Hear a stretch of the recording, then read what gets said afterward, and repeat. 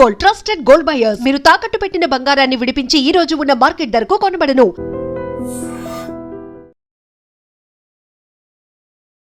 మంత్రి కొండా సురేఖ మీద వేటు పడటం ఖాయమా? ఆమెను మంత్రి పదవి నుంచి బర్తరఫ్ చేయడానికి ఆల్మోస్ట్ రంగం సిద్ధమైపోయిందా అంటే అవుననే సమాధానం వస్తుంది. నిన్న పిసిసి చీఫ్ మహేష్ కుమార్ గౌడ్కి క్రమశిక్షణ కమిటీ చైర్మన్ గా ఉన్నటువంటి మల్లు రవి, వైస్ చైర్మన్ శ్యామ్ మోహన్ ఇద్దరూ కలిసి ఎమ్మెల్యే క్వార్టర్స్ లో ఒక నివేదికని ఇచ్చారు. పిసిసి చీఫ్ మహేష్ కుమార్ గౌడ్కి 36 పేజీల నివేదిక సమర్పించారు. ఆ నివేదిక మహేష్ కుమార్ గౌడ్ నుంచి ఢిల్లీ హైకమాండ్ కూడా వెళ్ళినట్టుగా తెలుస్తోంది. ఈ 36 పేజీల నివేదికలో ఏముంది, మంత్రి కొండా సురేఖ గురించి ఏ అంశాలు ప్రస్తావించారు? పిసిసి చీఫ్ మహేష్ కుమార్ గౌడ్ ఒక మాట కూడా అన్నారు, ఆల్మోస్ట్ ఇంకా కాపాడే పరిస్థితి లేదు, నా చేతుల్లో కూడా ఏమి లేదు, నా పరిధి కూడా దాటిపోయిందని చెప్పి మహేష్ కుమార్ గౌడ్ చాలా స్పష్టంగా చెప్పిన పరిస్థితుంది. ఇప్పుడు హైకమాండ్ ఏం చేయబోతుంది? ఏఐసిసి కూడా చాలా సీరియస్ గానే కొండా సురేఖ వ్యవహారం మీద ఉన్నట్టుగా తెలుస్తోంది. ఇక ఆల్మోస్ట్ ఒక నిర్ణయం కూడా వచ్చేసారు, ఇక అమలు చేయటమే ఆలస్యం అన్నట్టుగా పరిస్థితి ఉంది.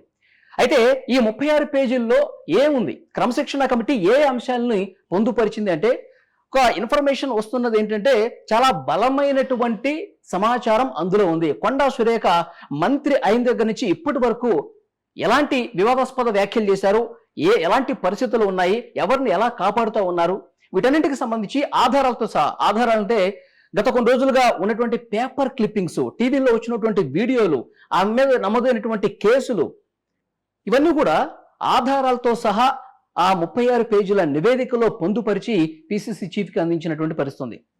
ముఖ్యంగా 3 విషయాల్ని ఈ నివేదికలో చాలా స్పష్టంగా పొందుపరిచారు. మొదటిది ఓఎస్డి సుమంత్ వ్యవహారం. ఓఎస్డిగా ఉన్నాడు, ఓఎస్డిగా పనిచేశాడు మంత్రి కొండా సురేఖ దగ్గర.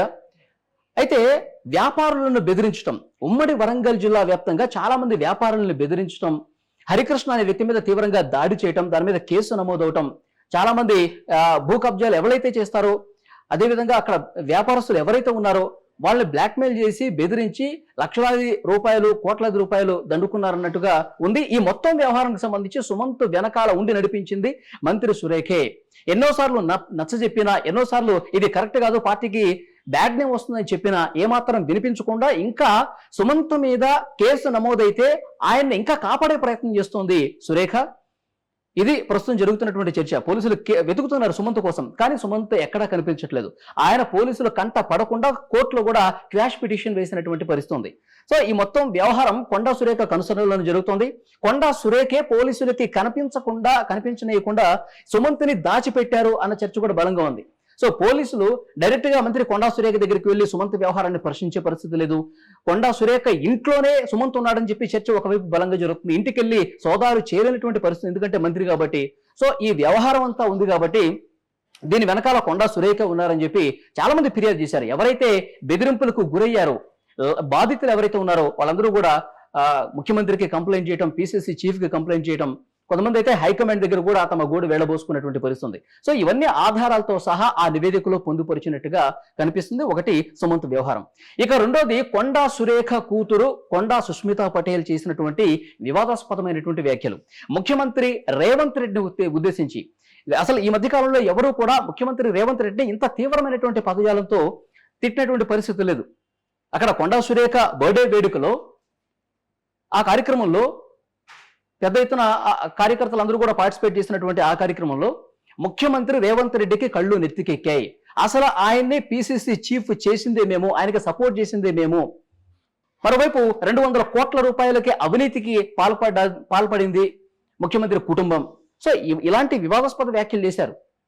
ఆ తర్వాత అక్కడ లోకల్ గా ఉన్నటువంటి పరకాల ఎమ్మెల్యే ఎవరైతే ఉన్నారో రేవూరి ప్రకాష్ రెడ్డి, ఆయన మీద కూడా తీవ్రమైన వ్యాఖ్యలు చేశారు. డైపర్లు వేసుకునే వాళ్ళకి మళ్ళీ టికెట్ ఇస్తారంట రేవంత్ రెడ్డి. ఒకవైపు 21 సంవత్సరాలు ఉన్న వాళ్ళు చట్టసభల్లో ఉండాలని చెప్తూ, మరోవైపు వృద్ధులకు ఏ విధంగా అవకాశం కల్పిస్తాడు, టికెట్ ఏ విధంగా అనౌన్స్ చేసేస్తాడు, అంటే హైకమాండ్ ప్రమేయం ఉండదా టికెట్లు ఇచ్చే దాంట్లో అని చెప్పి అటు రేవూరి ప్రకాష్ రెడ్డిని, ముఖ్యమంత్రి రేవంత్ రెడ్డిని తీవ్రంగా వ్యాఖ్యలు చేయటం. అయితే దీని మీద వివరణ కోరినప్పుడు, షోకాజ్ నోటీసు ఇచ్చినప్పుడు నా కూతురు చేసినటువంటి వ్యాఖ్యలతో నాకేం సంబంధం, కనీసం కూతురు చేసిన వ్యాఖ్యల్ని ఖండించకపోవటం, ఇంకా సమర్థించే విధంగా మాట్లాడటం, మరోవైపు ఒక లేఖను రాయటం, ఎవరైతే నా గురించి వ్యతిరేకంగా మాట్లాడుతున్నారో దీని వెనకాల ఒక అదృశ్య హస్తం ఉంది, నన్ను బ్యాడ్ చేసే ప్రయత్నం కాంగ్రెస్ పార్టీలో ఉన్న వాళ్ళు చేస్తున్నారని చెప్పి ఒక కౌంటర్ లేఖ రాయటం. సో ఇది కూడా తీవ్రంగా వివాదాస్పదమైనటువంటి పరిస్థితి. ఇది కూడా లేఖలో చాలా స్పష్టంగా ఆధారాలతో సహా క్రమశిక్షణ committee chairman Mallu Ravi PCC chief కి అందజేసినటువంటి పరిస్థితి. ఇక మూడో విషయం, గతంలో కూడా చాలా సందర్భాల్లో కొండా సురేఖ వివాదాస్పద వ్యాఖ్యల గురించి ఒకసారి మాట్లాడితే కేటీఆర్ ని విమర్శించే దాంట్లో భాగంగా హీరోయిన్ సమంత పేరుని తీసుకురావటం, తర్వాత అది ఎంత వివాదాస్పదమైందో మనకు తెలుసు. ఒక హీరోయిన్ ని ఇన్వాల్వ్ చేసి అసభ్యంగా దూషించినటువంటి వ్యవహారానికి సంబంధించి ఆ తర్వాత చాలా రోజులకి ఆమె బహిరంగంగా క్షమాపణ కోరారు. నేను చేసినటువంటి వ్యాఖ్యలను ఉపసంహరించుకున్నా అని చెప్పారు. కానీ అప్పటికే జరగాల్సిన నష్టం జరిగినటువంటి పరిస్థితి. తర్వాత పొంగులేటి శ్రీనివాసరెడ్డిని ఉద్దేశించి మంత్రులు చాలా మంది ఫైళ్లు కదిలించాలంటే డబ్బులు ఇవ్వాల్సిందే అని చెప్పి మాట్లాడటం, ఇవన్నీ కూడా పార్టీలో ఉంటూ ఒక సీనియర్ మంత్రి హోదాలో ఉండి కూడా పార్టీని తీవ్రస్థాయిలో నష్టపరిచే విధంగా ఇలాంటి వ్యాఖ్యలు చేయడం అనేది ఇది చెడు సంకేతాలను పంపిస్తుంది. ప్రజల్లో ఇంకా చులకన తీసుకొచ్చే ప్రయత్నం కనిపిస్తుంది. ఇలాంటి వాళ్ళ మీద చర్యలు తీసుకోకపోతే భవిష్యత్తులో ఇంకా వీళ్ళ సంఖ్య ఇంకా ఎక్కువ పెరుగుతుంది, పార్టీ పలచనైపోతుంది. ముఖ్యమంత్రి హోదా కూడా ఎక్కడ గౌరవం ఇవ్వకుండా ఈ విధంగా కించపరిస్తే ప్రజల్లో మళ్ళీ మనం వెళ్ళి ప్రజల దగ్గర ఓట్లు అడిగే పరిస్థితి ఉండదు. కాబట్టి దీనికి ఎండ్ కార్డ్ ఇక్కడ వేయాలి, మంత్రి కొండా సురేఖ మీద చర్యలు తీసుకోవాల్సిందని చెప్పి చాలా స్పష్టంగా ఆ 36 పేజీల నివేదికలో పొందుపరిచినటువంటి పరిస్థితి. ఇప్పుడు బంతి హైకమాండ్ దగ్గర ఉంది. హైకమాండ్ కూడా ఆల్మోస్ట్ ఇక చర్యలు తీసుకోవడానికి సిద్ధమైపోయినట్టుగా తెలుస్తుంది. పిసిసి చీఫ్ మహేష్ కుమార్ గౌడ్ అలాగే ముఖ్యమంత్రి రేవంత్ రెడ్డి అభిప్రాయం జస్ట్ నామకే వాస్తే అంటారు కదా, ఆల్మోస్ట్ డెసిషన్ అయిపోయింది. సో ఒక ఫార్మాలిటీ ఉంటుంది కాబట్టి ముఖ్యమంత్రి పిసిసి చీఫ్ అభిప్రాయాన్ని ఒక్కసారి పరిగణలోకి తీసుకుని ఆ నిర్ణయాన్ని అమలు చేసే పరిస్థితే కనిపిస్తోంది. సో ఇది ప్రస్తుతం ఈ 36 పేజీల్లో ఉన్నటువంటి అందులో ఉన్నటువంటి సమాచారం. కొండా సురేఖ మంత్రి అయిన దగ్గర నుంచి ఆయన వ్యవహార శైలి, దానికి సంబంధించిన వీడియో క్లిప్పులు, ఆధారాలు అన్నీ కూడా పొందుపరిచి ఇప్పుడు ఢిల్లీకి వెళ్ళినటువంటి పరిస్థితి. ఆ నివేదికలో కేసీ వేణుగోపాల్, ఏఐసిసి అగ్రనేత ఉన్నటువంటి మల్లికార్జున ఖర్గే, తర్వాత పిసిసి చీఫ్ మహేష్ కుమార్ గౌడ్, వీళ్ళ పేర్లు కూడా ప్రస్తావిస్తూ అందరి అభిప్రాయాన్ని తీసుకున్న తర్వాతే నిర్ణయం వెలువడించే అవకాశం అయితే చాలా స్పష్టంగా కనిపిస్తోంది. సో డెఫినెట్ గా కొండా సురేఖకి ప్రతికూల పరిస్థితులే కనిపిస్తున్నాయి. నాకు హైకమాండ్ మీద గౌరవం ఉంది, నేను రాహుల్ గాంధీని ఏమనలేదు, సోనియా గాంధీని ఏమనలేదు, మల్లికార్జున ఖర్గేని ఏమనలేదు అని చెబుతున్నప్పటికీ కాంగ్రెస్ పార్టీకి డ్యామేజ్ చేసే పరిస్థితి ఉంది కాబట్టి ఉపేక్షించకూడదు.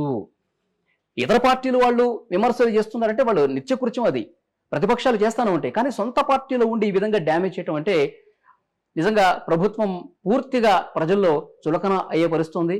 అవమానకర రీతిలో ఇవన్నీ ఉన్నాయి కాబట్టి చర్యలు తీసుకుంటేనే మళ్ళీ ఇలాంటి వాళ్ళు ఇంకొకళ్ళు తయారు కాదని చెప్పి ఉద్దేశం హైకమాండ్ లో కూడా ఉన్నట్టుగా తెలుస్తుంది. ఆల్మోస్ట్ ఇక మంత్రివర్గం నుంచి బర్తరఫ్ చేసే అవకాశం ఉన్నట్టుగా కనిపిస్తోంది. ఆ డెసిషన్ ఈ రోజు వస్తుందా, రేపు వస్తుందో, ఎల్లుండి వస్తుందో తెలియదు, కానీ ఆల్మోస్ట్ నిర్ణయం అయితే అయిపోయినట్టుగా తెలుస్తుంది.